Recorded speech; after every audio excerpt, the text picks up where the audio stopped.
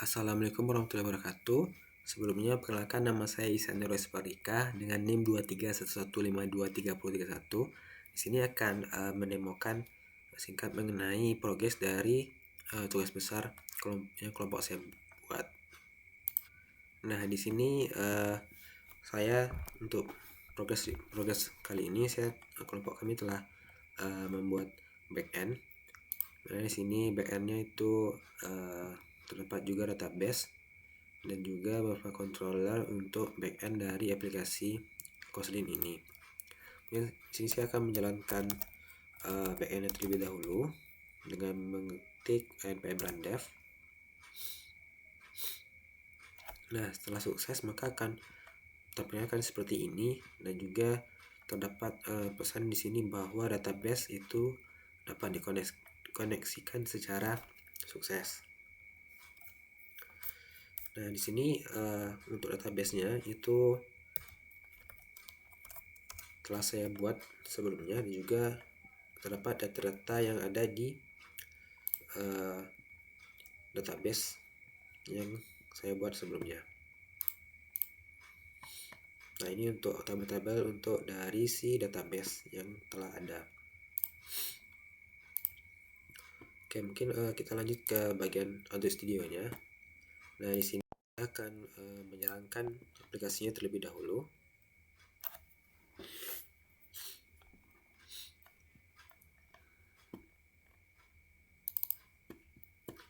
Nah, pada halaman awal itu akan muncul splash screen seperti ini.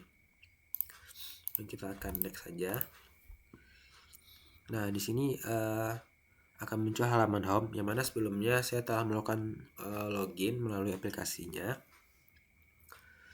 Makanya ketika saya membuka aplikasi ini kembali, maka akan langsung ke halaman home, karena saya telah melakukan regis ataupun sign dan juga login menggunakan email dan juga password yang telah saya bikin sebelumnya. Nah, untuk di halaman home ini itu terdapat tampilan kos-kos yang tersedia, dan juga di sini terdapat ranting bintang yang ada dan juga harga. Kemudian di sini juga terdapat filter. Nah, nanti di sini dapat memfilter kos sesuai jenisnya, yaitu apakah kos putra, kos putri maupun kos campur. Jadi kita juga dapat memfavoritkan kos, dan juga akan muncul kos yang paling populer untuk ditempati. Nah, di sini akan muncul nanti halaman kos favorit, yang mana nanti di sini kos favorit yang ada yang kita telah tandai favorit sebelumnya. Nah, untuk fungsionalitas saya, itu di bagian pendaftaran kos atau tanda tambah di sini. Di sini juga terdapat beberapa form ataupun inputan yang harus diinput oleh si user ataupun yang ingin mempromosikan kosnya. Mana di sini terdapat nama kos, alamat, email, WhatsApp, Instagram, telepon, dan juga harga. Nah, untuk harga di sini kita dapat menginputkan harga minimum sampai hingga harga maksimal sesuai dengan kos yang ingin kita promosikan. Nah, di sini user juga dapat memilih atau mencentang fasilitas apa saja yang ada di kosnya, itu wifi, AC, dapur bersama, kamar mandi, dalam, dan lain sebagainya macamnya. Di sini juga terdapat user juga dapat menambah foto, yaitu dapat dipilih melalui galeri. Nah, di sini karena berhubung di Android-nya tidak terdapat foto, maka di sini tidak akan muncul foto. Jadi untuk di sini juga dapat melalui buka kamera atau mengambil gambar secara langsung. Di sini kita akan klik tombol jepretan, maka akan langsung menangkap gambar yang ada dan akan langsung tersimpan di bagian gambar kos. Nah, di sini juga terdapat penanda alamat di bagian kos, yang mana ini untuk sementara itu hanya berupa inputan dari koordinat kos yang ada.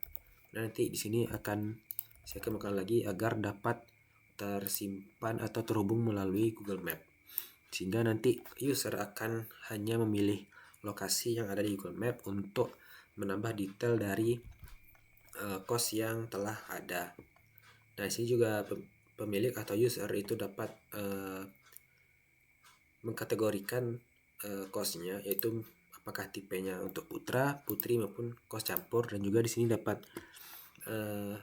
si user dapat menambahkan deskripsi mengenai kos yang ingin mereka promosikan. Kemudian dapat menekan tombol submit.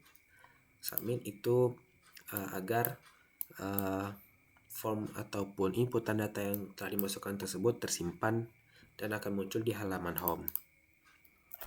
Nah, mungkin untuk kendala yang dihadapi yaitu sedikit kesusahan itu di bagian dalam membuat backend-nya, dan juga terkait dalam menghubungkan backend-nya dengan aplikasi Android Studio-nya secara langsung hingga mengkoordinasikan database agar data-data tersebut dapat tersimpan secara otomatis ke database ketika pengguna menginputkan data yang diperlukan.